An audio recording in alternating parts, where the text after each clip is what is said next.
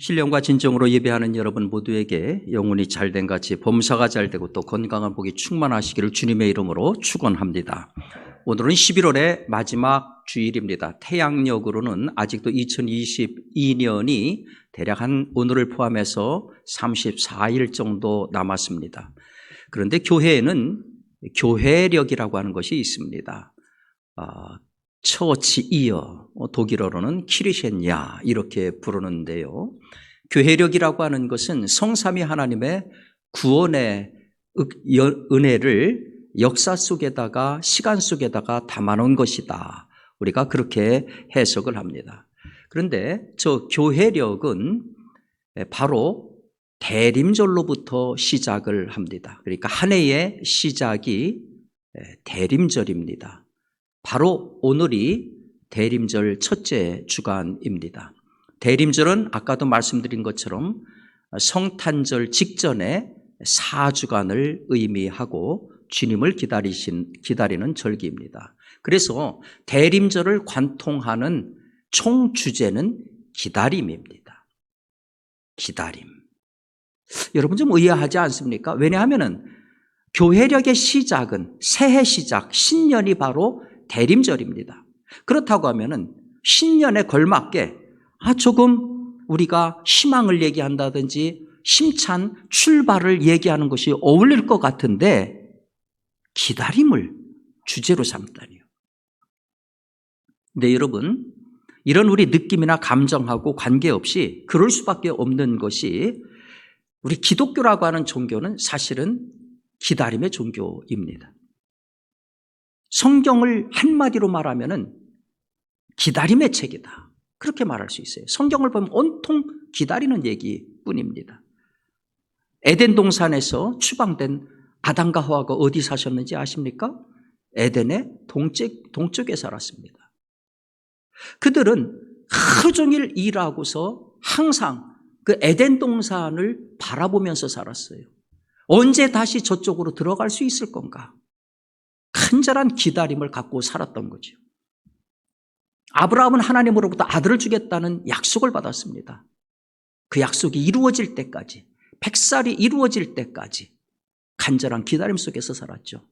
아들이 없었던 안나는 아들을 달라고 하나님 앞에 오래 기도했다고 그랬습니다. 성경에 오래 기도했다고 하는 표현이 그렇게 많이 나오지 않는데 얼마나 애절하게 간절하게 아들을 기다렸는지를 알 수가 있지요. 이스라엘이 430년 동안 노예 생활할 적에 인간으로 살기를 얼마나 간절히 기다렸겠습니까? 마침내 모세를 통해 가지고 광야로 나왔는데 빙빙빙빙 돌기만 하는 거예요. 바로 눈앞에 가나안 땅이 보이는데도 들어가지 못하고 무려 40년 동안을 빙빙빙빙 돌기만 했을 때에 그들의 간절함이 어떠했겠습니까? 이스라엘 민족이 BC 586년에 신바벨로니아한테 멸망해가지고 바벨론으로 포로가 잡혀갔습니다. 포로로 잡혀간 이들이 바벨론 강가에서 시온을 바라보면서 하염없이 울었습니다. 언제 다시 우리가 저 땅으로 돌아갈 수 있을 것인가? 그래서 이 구약을 관통하는 단어가 바로 기다림입니다. 근데 여러분, 이것이 단지 구약에서만 끝나는 것이 아닙니다. 누가복음 2장에 보면은 시몬이라고 하는 인물이 등장합니다. 근데 성경은 이 시몬을 이렇게 얘기합니다. 이 사람은 의롭고 경건하여 이스라엘의 위로를 기다리는 자라. 성령이 그 위에 계시더라. 이어서 바로 아셀지파 비누엘의 딸 안나 기사가 나옵니다. 성경은 안나를 이렇게 묘사를 해요. 과부가 돼서 84세가 되도록 성전을 떠나지 않고 밤낮 없이 금식과 기도로 하나님을 섬겼다. 예수님께서 탄생하실 적에 가장 먼저 와서 경배했던 것은 들에서 양치던 목자들이었습니다. 이들은 자기 양을 친 것이 아닙니다. 일종의 일꾼들입니다. 그런데 빈들에다가 양들을 방치해 놓고서 간다고 하면 그게 얼마나 커다란 리스크를 안고 가는 것입니까? 만약에 양들을 잃어버린다고 하면 엄청난 대가를 치러야 되겠지요. 그럼에도 불구하고 무엇이 이들로 이런 행동을 하게 했을까요? 여기 거명된 모든 사람들을 관통하는 한 단어가 있다면 그건 기다림입니다. 여러분 잘 아시는 것처럼 예수님 오시기 직전에 이스라엘은 로마의 식민지였습니다. 그래서 시므온이 기다리던 이스라엘의 위로라고 하는 게 뭐겠습니까? 결국은 그들이 그렇게 기다리고 있던 로마의 압제로부터 우리를 해방시켜줄 메시아, 그 메시아를 기다렸던 거지요. 그렇기 때문에 조금 아까 말씀드린 그와 같은 시므온이나 아니면은 안나나 아니면은 양치던 목자들의 기다림은 그 대상이 바로 메시아였던 것입니다. 우리 입장에서 본다면은 일종의 초림의 주에 대한 기다림이다. 그렇게 해석할 수가 있습니다. 자, 교회가 탄생한 다음에 우리는 성탄절을 지킵니다. 그런데 이 성탄절은 엄밀하게 말하면 아기 예수로 오시는 초림의 주님을 기다리는 절기는 아닙니다. 왜냐하면 이미 아기 예수는 오셨기 때문입니다. 따라서 성탄절은 엄밀하게 말하면 이미 오신 아기 예수의 탄생을 기념하는 절기입니다. 교회는 사실은 전혀 다른 기다림의 공동체입니다. 바로 마라나다 공동체가 그것입니다. 마라나다, 주 예수여 어서 오시옵소서. 이 마라나다라고 하는 표현은 성경에 단 한 번 나오거든요. 바울이 고린도전서 16장 22절에서 만일 누구든지 주를 사랑하지 아니하거든 저주를 받을지어다 주께서 임하시느니라 했는데 바로 이 마지막 표현인 주께서 임하시느니라, 이게 아람어로 마라나다입니다. 이게 헬라어가 아닙니다. 마라나다, 아람어입니다. 이 마라나다라고 하는 단어는 우리 주를 뜻하는 마란, 그리고 오다를 뜻하는 아타, 이 두 가지가 합해진 합성어입니다. 마라나다.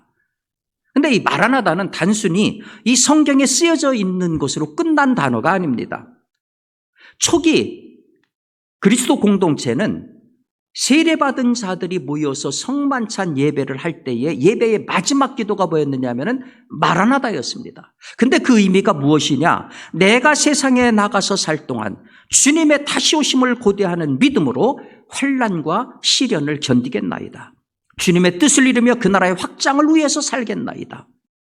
그런 의미가 바로 초대교회 성도들이 성만찬을 끝내고 마지막 기도할 때에 마라나다, 그 내용, 그 의미인 것입니다.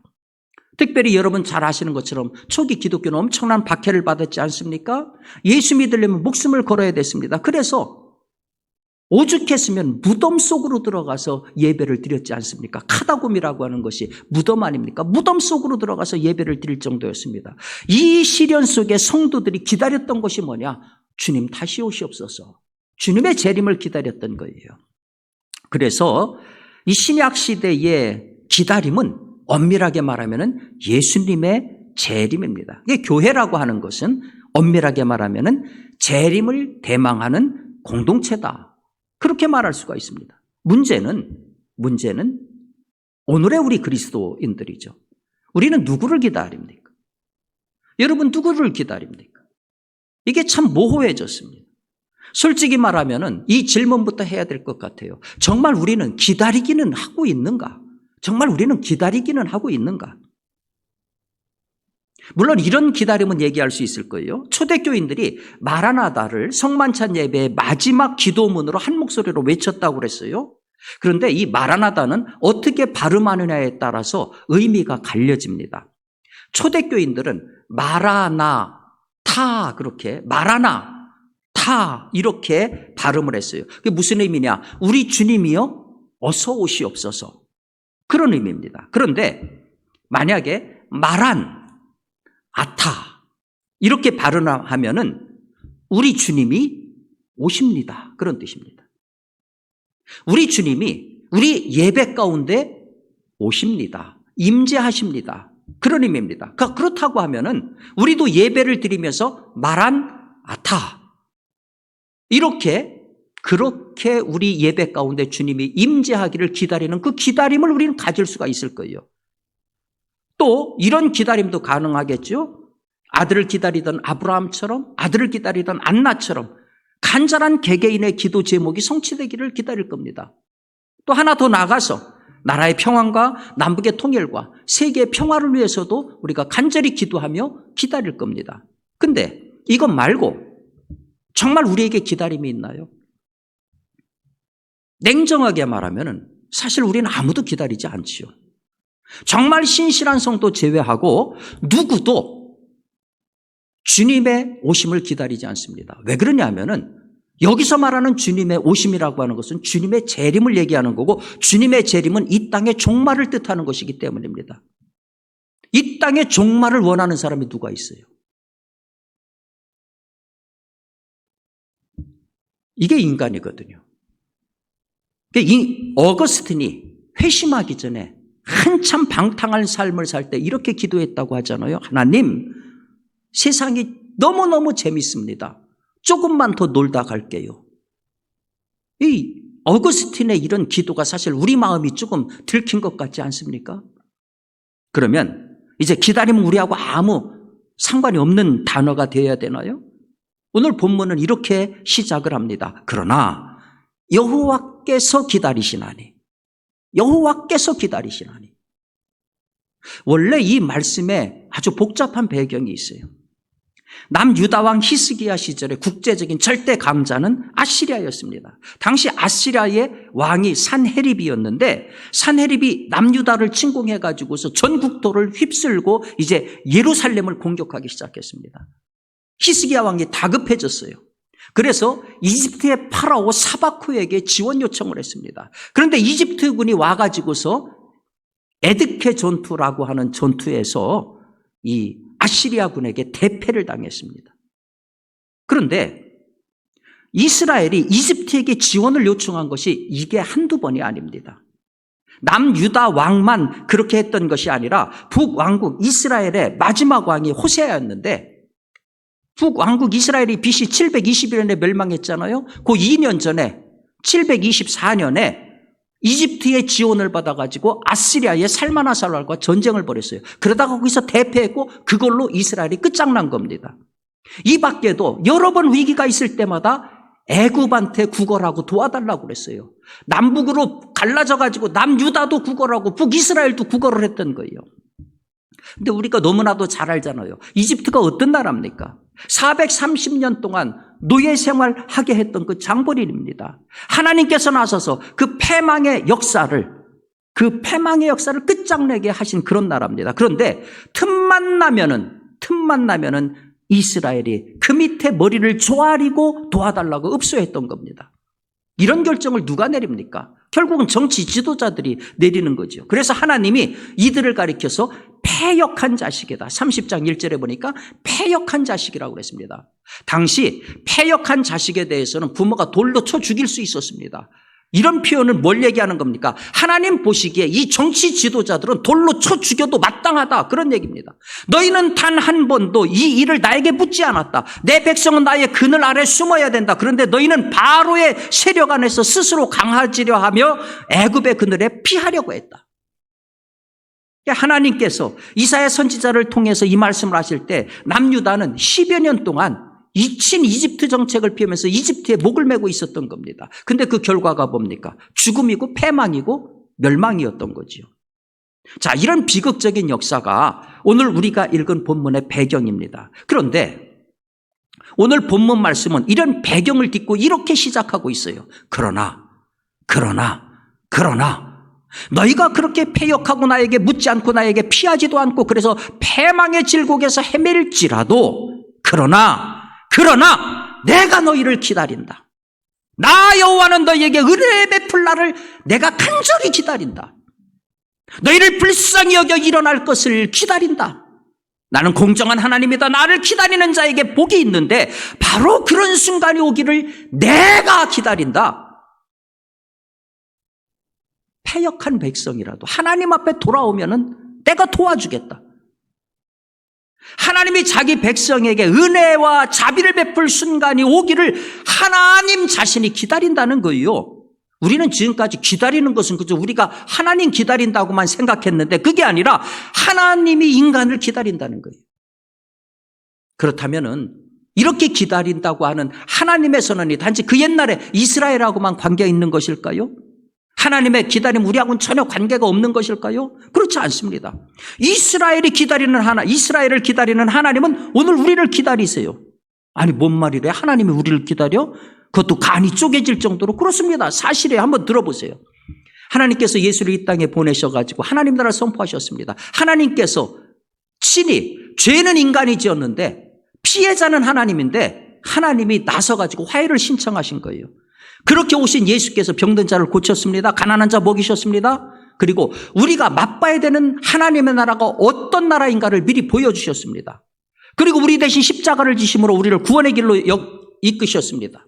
나아가 이 땅에서 하나님 나라를 사는 방법을 가르쳐 주셨습니다. 원수까지 사랑해라. 하나님에게 몹쓸 짓 하지 말아라. 사람들에게도 몹쓸 짓 하지 말아라. 우리 구원을 위해서 예수 그리스도의 복음은 더 이상 부족한 것이 없습니다. 이 세상에 하나님 나라가 어떻게 될 수 있는가 다 가르쳐 주셨습니다. 이제 남은 것은 우리 몫이지요. 볼지어 내가 문 밖에 서서 두드리노니 누구든지 내 음성을 듣고 문을 열면 내가 그에게서 들어가 그로 더불어 먹고 그는 나로 더불어 먹으리라. 그래서 이 말씀에 의지해서 우리가 주님을 영접했고 하나님의 사람이 됐어요. 거기까지는 우리가 기다리는 하나님의 요청에 응답한 겁니다. 그래서 우리 개인의 구원이 이루어진 겁니다. 하지만 이 땅에 하나님의 뜻을 실현하는 것은 여전한 과제로 남아 있습니다. 우리가 모르지 않아요. 근데 실천을 안 하는 거지요. 오히려 하나님의 사람인 우리들 안에서조차 서로 간의 화해를 이루지 못하고 있어요. 미워하는 사람이 있고 절대로 용서 안 하려고 하는 사람이 우리 안에도 있다는 거예요. 여러분, 하나님이 우리에게 세계 평화 책임지라고 하신 일 없어요. 내 주변에 내 힘이 미치는 바로 그 자리가 천국이면 된다는 거예요. 멀리 못 가도 좋아요. 우리 가족, 우리 친지, 우리 친구, 우리 동료, 우리 교우, 그들과 화목하는 것부터 시작하라는 겁니다. 거기로부터 그리스도가 가져오신 평화를 만들면 된다는 거예요. 저는 언젠가 한국 교회 믿음의 거목인 손양원 목사님의 딸 손동희 권사님이 간증하는 것을 들은 적이 있습니다. 1948년 10월 19일 내 나이 16살 때 되던 때의 일을 똑똑히 기억한다. 그렇게 간증은 시작이 됩니다. 여러분 잘 아시는 것처럼 바로 1948년에 이 공산주의에 물든 청년들 때문에 여순 반란 사건이 일어났습니다. 그 작은 도시에서 일주일 사이에 무려 3,500명이 죽어나갔고 500명이 행방불명이 됐습니다. 당시 이 손동희 권사의 큰오빠인 손동희는 25살, 작은 오빠인 동씨는 19살이었습니다. 그런데 바로 당일 10월 19일 오빠의 학우들이 좌익으로 물든 학생들이 집으로 몰려온 겁니다. 그리고 두 오빠를 끄집어내가지고 가혹하게 피투성이가 되도록 구타를 한 다음에 순천경찰서로 끌고 갔습니다. 소위 인민재판대에 세운 것입니다. 죄목이 뭐냐? 예수쟁이. 그리고 미제국주의의 앞잡이. 왜 그러냐면은 이 큰오빠 동인이 미국 유학을 계획하고 있던 때였기 때문입니다. 그래서 순천경찰서 뒷마당에 이 사형대를 세워놓고 오빠 둘을 묶어놓은 다음에 이제 회유를 합니다. 동인이 너 지금이라도 그 지독한 예수사상 뽑아버리고 우리 공산주의를 받아들여 우리와 같이 협력할 수 있다면 살려주겠어. 어떡할 거야? 그때 큰오빠인 동인이 이렇게 대답했다고 합니다. 그건 할 수 없다. 왜 같은 동족이 이렇게 해야 되냐? 너희들도 이런 악한 짓 하지 말고 예수 믿어야 이 나라가 복받는다. 너희들은 비록 내 육신은 죽일 수 있을지 모르지만은 내 영혼은 죽일 수 없다. 그러자 큰오빠의 두 눈을 수건으로 가린 뒤에 마지막 할 말이 없느냐? 큰오빠가 찬송가 한 곡만 부르게 해다오. 하늘 가는 밝은 길이를 찬송을 부르고 나서 아버지여 내 영혼을 이렇게 얘기했는데 빵 하고 총을 쏜 겁니다. 그래서 죽었어요. 이 광경을 지켜보고 있던 작은 오빠가 이 큰오빠 시체를 끌어안고 오열하면서 자익 학생들을 위해서 이렇게 큰 소리를 외쳤다는 거예요. 왜 죄 없는 사람을 죽이느냐? 나도 내 형이 간 천국에 가겠다. 내 신앙도 내 형님의 신앙하고 똑같다. 그러면서 양팔 쳐들고 자, 총 맞을 테니까 쏠려면 쏴봐라. 그때 수발의 총탄이 날아와서 작은 오빠마저 그 자리에서 죽었다고 합니다. 그 후에 두 오빠의 시체는 아버지가 목회하던 애양원 나환자촌으로 운반되고 어머니는 생때 같은 두 아들을 졸지에 이뤘으니까 얼마나 기가 막힌 일입니까? 오빠들의 시체를 끌어안고 오열하고 기절하고 오열하고 기절하고. 두 오빠의 장례식이 마치고 일주일이 지났는데 오빠를 죽인 핵심 범인이 잡혔는데 알고 봤더니 오빠하고 같은 학교 학생이었던 안재선이라는 학생이었습니다. 이 소식을 듣고 이 손동희 권사님은 속에서 저 원수 내 손으로 죽여버릴 거야. 근데 아버지 생각은 다르더라는 거예요. 원수를 사랑하라고 하는 그 말씀을 따라서 오빠를 죽인 그 안재선을 양자로 삼으려고 하더라는 거예요. 그러니까 손동희 권사가 그런 아버지의 뜻을 알고 속에서 얼마나 불이 나겠어요. 아버지, 이렇게까지 하면서 예수를 믿어야 됩니까? 하늘 아래 이런 일은 없습니다. 왜 아버지는 항상 별난 예수를 믿으려고 합니까? 그때에 손양원 목사님이 이렇게 말씀하셨다고 합니다. 동희야, 날 쳐다봐라. 내가 외정시대에 신사참배 문제로 체포돼서 엄청난 고난을 당할 때에도 10계명의 1, 2계명을 지키기 위해서 감옥에서 그 고생을 했고 너희들도 그때 얼마나 고생을 했니? 근데 10계명만 하나님 말씀이 아니라 원수를 사랑하라는 말씀도 똑같은 하나님 말씀인데 내가 저 말씀을 위해서는 생명을 걸고 이 말씀을 지키지 않는다면 이게 얼마나 모순이냐. 그러면서 아버지는 사형 선고를 기다리고 있던 안재선을 극적으로 구해서 양자로 입적을 시켰습니다. 참고로 안재선 씨는 그 이후에 신학을 공부를 했습니다. 그런데 자기가 그 동인 동신을 죽였다고 하는 죄책감 때문에 내가 이런 몸으로 어떻게 사람들한테 복음을 전하느냐. 그래서 평생 목회를 안 하고 평신도로 남아서 유족을 섬기며 살다가 1979년에 후두암으로 세상을 떠났습니다. 여러분, 손양원 목사님은 아들을 죽인 원수를 용서를 했어요. 참 있을 수 없는 일이에요. 거기다가 양자로까지 받아들였어요. 그런 있을 수 없는 행동을 통해서 하나님의 기다리심에 반응을 했던 겁니다. 물론 우리들 상황은 다 달라요. 하지만 아무리 다른 상황이라 하더라도 손양원 목사님보다 더한 상황은 없을 거예요. 그러니 여러분, 혹시 여러분 가운데 관계가 불편한 분이 있으면 화해하시기 바랍니다. 자존심을 버리고 먼저 화해의 신청을 먼저 하시기 바라요. 찾아오기를 기다리지 말고 먼저 가서 여러분이 찾아가시기 바랍니다. 전화 기다리지 말고 먼저 여러분이 전화하시기 바랍니다. 함께 식사하면서 화해의 자리를 마련하시기 바랍니다.